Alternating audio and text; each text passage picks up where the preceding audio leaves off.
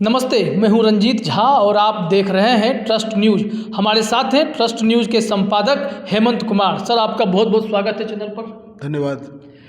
आज हम लोग चर्चा करने वाले हैं उसी कड़ी से जहां पर कल हमने आपको छोड़ा था। बीपीएससी 67वीं की ही बात कर रहे हैं। परीक्षा रद्द कर दी गई है, इस बात की जानकारी कल ही आ गई थी। आयोग ने 3 घंटे के भीतर यह फैसला ले लिया क्योंकि मुख्यमंत्री का हस्तक्षेप बताया जा रहा है। इसके साथ ही अब अभ्यर्थियों के मन में दुविधा है। दिन भर हमने खबरें चलाई हैं, अभ्यर्थियों के दर्द को भी दिखाया है, उनके मन को भी समझने की हम लोगों ने कोशिश की कि वहाँ पर क्या स्थिति है। सबसे बड़ी दुविधा यह है कि इतनी लगन मेहनत के बाद परीक्षा देने गए थे, परीक्षा रद्द हो गई है। सवाल यह है कि दोबारा परीक्षा अब कब होगी। इसके साथ ही साथ हम लोग जिक्र करेंगे कि ये दिन भर जो घटनाक्रम चली है कि जांच कहां तक पहुंचा है, क्या हुआ है, नहीं हुआ है, या एपिसेंटर कहां था, या परीक्षा केंद्र से कैसे ये प्रोसेस होता है, कॉपियां कहां से कहां जाती हैं, इन तमाम मुद्दों पर हम चर्चा करेंगे। सबसे पहला सवाल सर यही है कि जो ये जांच दिन भर की जो घटनाक्रम है वो कहाँ तक पहुँची है, क्या किया जा रहा है इसमें? कई कुछ अलग अलग खबरें मीडिया में चल रही हैं। देखिए, सबसे पहली बात तो ये है कि जांच रात में ही शुरू हो गई थी। रात में ही एक साइबर सेल की एक टीम को रवाना किया गया था भोजपुर के लिए, और रात में ही वहाँ के central superintendent Kunwar Singh college के और मजिस्ट्रेट को बुला लिया गया था पटना। लेकिन अभी तक किसी की गिरफ्तारी नहीं। गिरफ्तारी होने की बात तब आती है जब ये कन्फर्मेशन हो जाता है कि इस आदमी का कोई हाथ है। तो अभी तक पूछताछ चल रही है। तो अभी तक जो डेवलपमेंट है उसमें ये है कि जो साइबर सेल की टीम है, जो EOU की ही उसको हेड कर रहा है, तो वहाँ से जो जानकारी हम लोग के पास आई है उसके मुताबिक अभी वहाँ के 4 कर्मचारी, सेंट्रल सुपरिटेंडेंट, मजिस्ट्रेट, इन लोगों को पटना में बुला करके उनसे बातचीत हो रही है। और इसलिए हो रही है कि अब ये तय हो गया हुआ है कि वो भोजपुर ज़िले के आरा शहर के कॉलेज, कुंवर सिंह कॉलेज ही एपी सेंटर था पेपर लीक का। बिहार में और कहीं कोई इस तरह का मामला नहीं हुआ था। तो सारा जांच जो है वहीं केंद्रित है, वहीं के लोगों को जो एक सब भ्रम की स्थिति है लोगों के बीच में। जो स्टूडेंट लीडर दिलीप हैं उसको लेकर कहीं खबरें चल रही हैं कि उन्हें उठा लिया गया है, हिरासत में ले लिया गया है। इस पर क्या स्थिति है? इसमें ये है कि जिन छात्र नेता के बारे में चर्चा कर रहे हैं, उन्होंने मुख्यमंत्री को, CMO को ये मेल किया था पेपर लीक का स्कैन शॉट, जो स्कैन किया हुआ शॉट था। तो वो उसके आधार पर ये कि आपके को कहाँ से मिला, ये पूछने के लिए उनसे पूछताछ हो रही है। हिरासत में लेने वाली बात में किसी को अभी तक हिरासत में नहीं लिया गया है। वहाँ EOU के अधिकारियों से हमारी बात हुई है, उन्होंने कहा है कि नहीं, अभी तक किसी को हम लोगों ने हिरासत में नहीं लिया है। जो कुछ भी हो रहा है सिर्फ पूछताछ के स्टेज में ही अब तक है। तो हम ये बता रहे थे कि ये तय हो गया हुआ कि एपी सेंटर जो था वो भोजपुर का आरा शहर ही था, और वो कुंवर सिंह कॉलेज ही था, और उसी पर सारा जांच जो है केंद्रित है। वहाँ के central superintendent, static magistrate, zonal magistrate और अन्य कर्मचारियों से लगातार बातचीत करके पूछताछ हो रही है। और लेकिन सबसे बड़ा सवाल ये है, जो पहले आपने कहा कि छात्रों के सामने जो चिंता है कि हमारी परीक्षा कब होगी, क्योंकि बीपीएससी की परीक्षाएं आमतौर पर समय पर हो जाया करती थी, समय पर रिजल्ट भी आया करता था, कुछ देर सवेर। लेकिन इस बार तो परीक्षा ही, पेपर लीक होने के कारण परीक्षा ही रद्द हो गई है। तो सबसे अहम सवाल ये है, जैसा कि अभी चर्चा में है कि बीपीएससी ने कहा है कि कितना भी कम समय लगेगा तो कम से कम 3 महीना लगेगा। तो यानी कि 90 दिन तो ऐसे ही गया, उसके बाद ही तय होगा कि परीक्षा कब होगी। 3 महीना तो न्यूनतम बताया जा रहा है। इससे ऊपर का जो सवाल है ये कि अभी आखिरकार इस पूरे कांड में क्या होगा। तो हम लोग को थोड़ा बैकग्राउंडर भी देखना पड़ेगा इसका कि आखिरकार कांड में क्या होगा, क्योंकि पेपर लीक हुआ है, ये इसमें स्पष्ट हो गया है कि कुछ लोगों को पहले पेपर उपलब्ध करा दिया गया और वहीं से पेपर मोबाइल फ़ोन से स्कैन करके बाहर लीक हुआ, वायरल हुआ वो। तो ये तय है कि इसमें कौन लोग इन्वॉल्व थे, क्योंकि माना जा रहा है कि परीक्षा का जो आंसर शीट और क्वेश्चन पेपर, ये दोनों लगभग 11:30 के आसपास में, ये 11, 11:30, 11:40 के आसपास में ये लीक हुआ है। क्योंकि जो CMO को मेल किया गया वो 11:49 के आसपास का वो मेल था।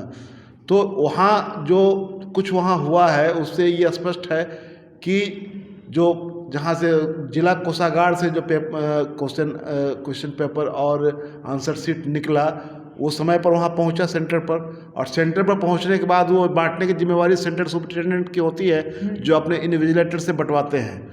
तो वहाँ बांटने के क्रम में जो छात्रों का आरोप है, जो वीडियो हम लोग के सामने पास में है, वीडियो सब लोग वो वायरल भी हुआ है कि छात्र उस समय चिल्ला रहे हैं कि ये क्या हो रहा है, क्योंकि एक कमरे में कुछ छात्र बैठ करके आंसर लिख रहे हैं, आंसर शीट भर रहे हैं, और बाहर छात्र खड़े हैं कि हमको अभी तक मिला ही नहीं है।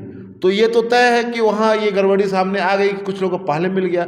अब पहले किसने दिया, ये बहुत अधिक इसमें हमको लगता है कि बहुत ज़्यादा इसमें रॉकेट साइंस नहीं है, क्योंकि उसी सेंटर पर अगर वो किसी एक कमरे के छात्रों को, अभ्यर्थियों को अगर मिल गया क्वेश्चन पेपर और आंसर शीट, तो आपको ये तय तो हो ही जाएगा कि आखिर किसने दिया।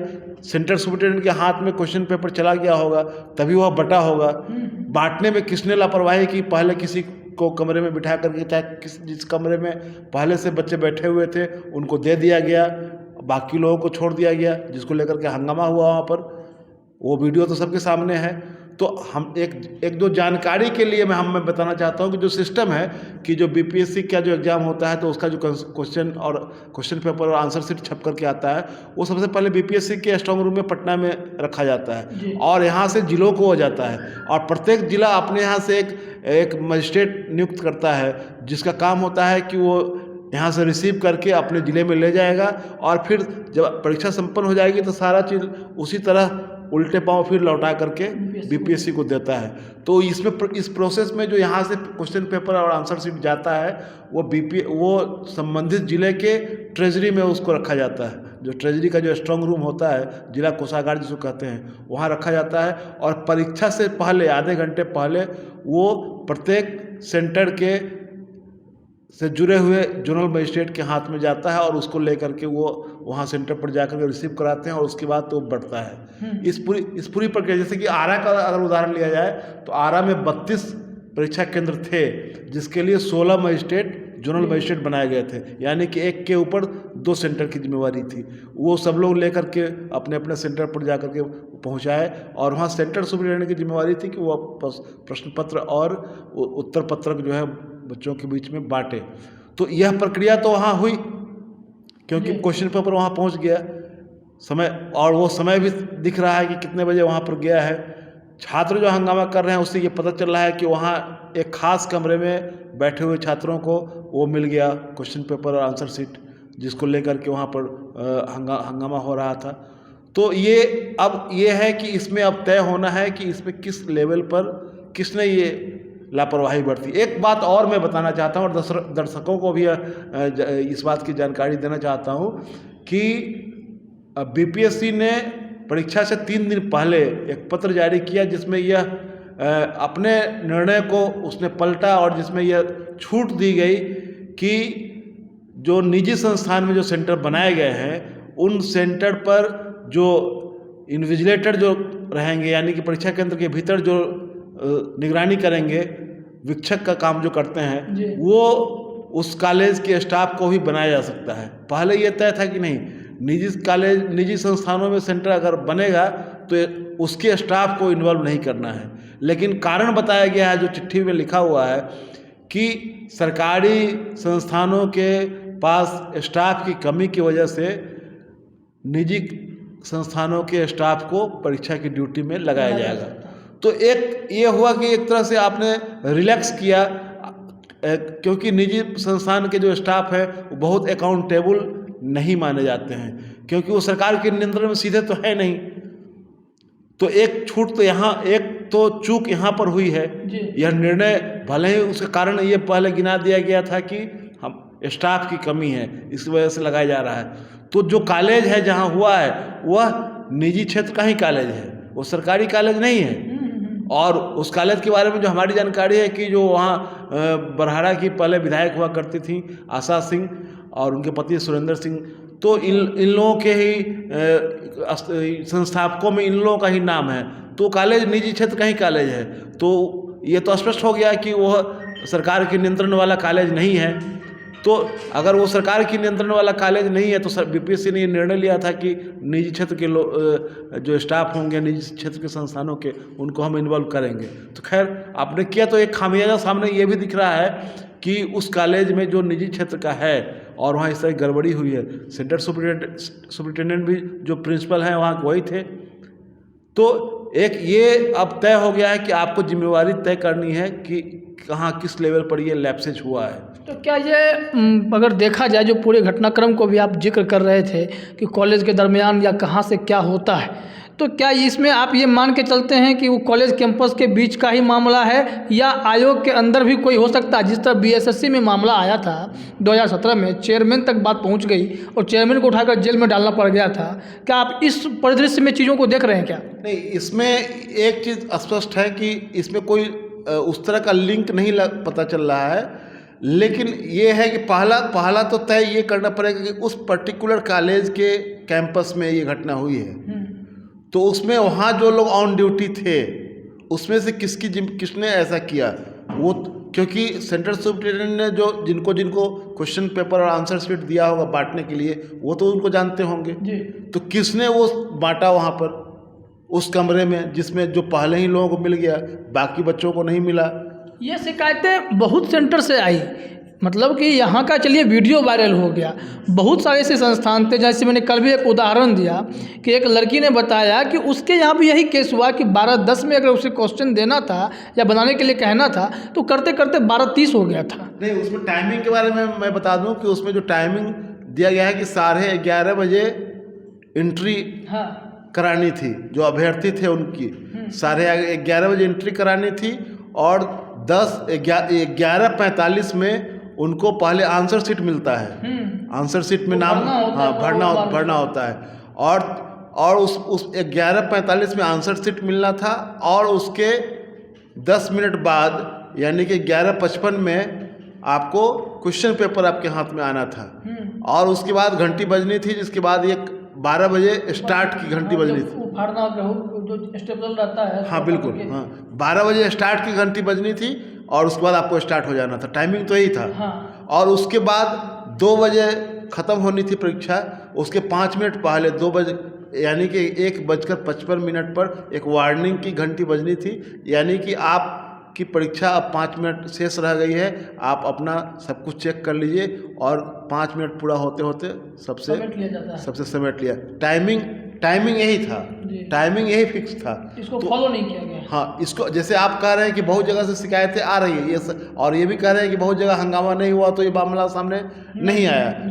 स्कैन वाला मामला तो यहाँ से सामने आ रहा है, तो और उसमें उस वीडियो में दिख भी रहा है कि एक लड़का क्वेश्चन पेपर ज़मीन पर रख करके उसको मोबाइल से फोटो खींच रहा है। तो इस तरह का दृष्टांत, इस तरह का दृश्य और कहीं से बिहार के किसी भी दूसरे सेंटर से नहीं आया है। जो कुछ आ रहा है वो सब यहीं से आ रहा है।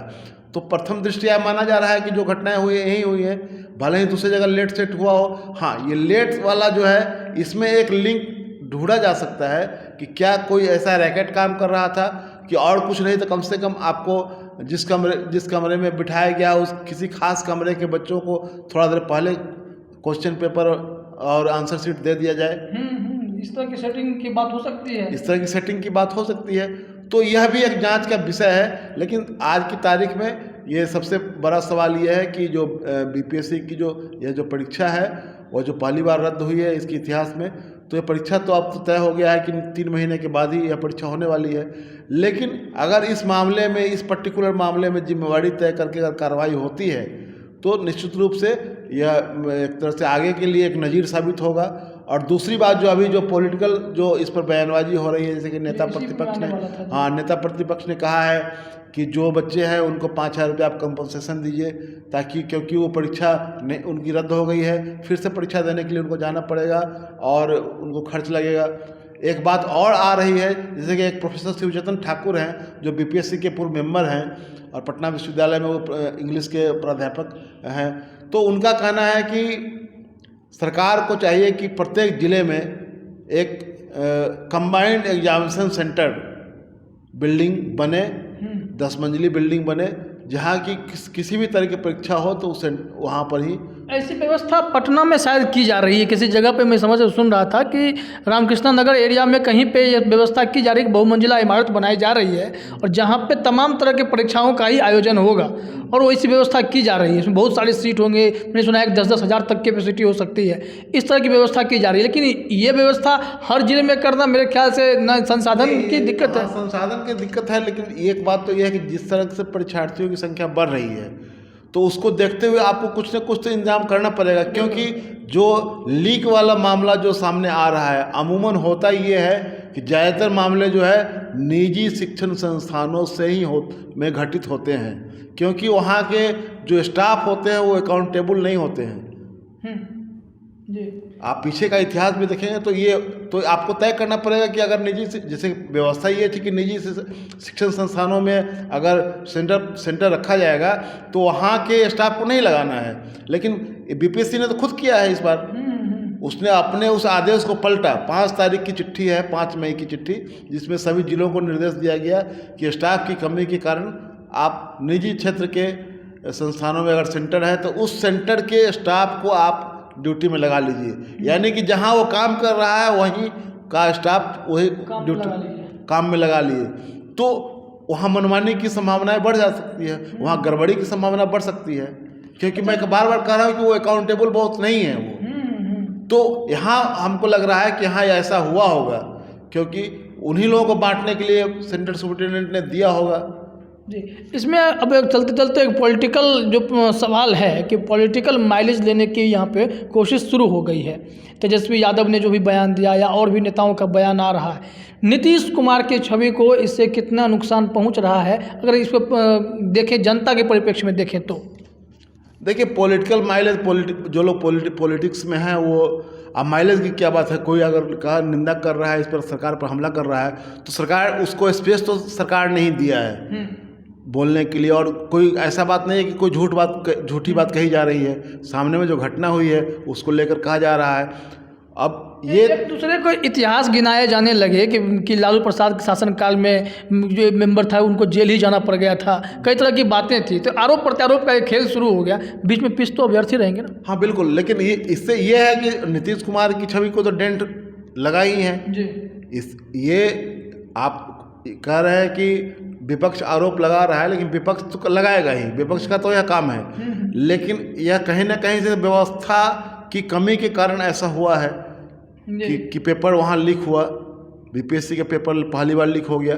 तो ये इसमें विपक्ष को गुनहगार ठहराने से बेहतर है कि सरकार खुद अपने अंदर झांके कि भाई हम इस तरह की बड़ी परीक्षाएं कैसे सही ढंग से, शांतिपूर्ण ढंग से संपन्न करवाएं, इसकी व्यवस्था कैसे हो, ये सरकार को इस पर विचार करना होगा।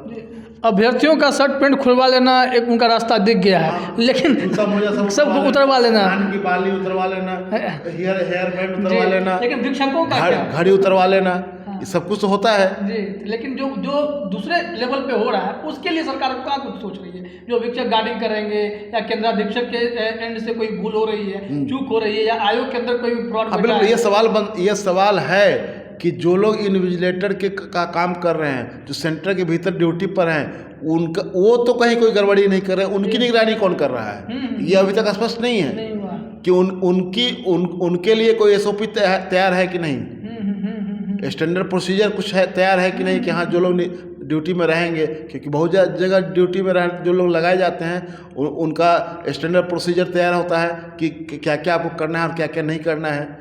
क्या वो मोबाइल लेकर जा सकते हैं कि नहीं जा सकते हैं, उनका मोबाइल कहाँ रहेगा, क्योंकि वो तो उनसे भी तो गड़बड़ी की आशंका है। क्यों नहीं हो सकती है? तो कहीं ना कहीं ये चूक हो जाए, और इन तमाम सवालों पर सरकार को विचार करना होगा ताकि इस तरह की बड़ी परीक्षाएं जो है वो आगे बाधित नहीं हो, पेपर लीक नहीं हो और कैंसिल नहीं हो जी।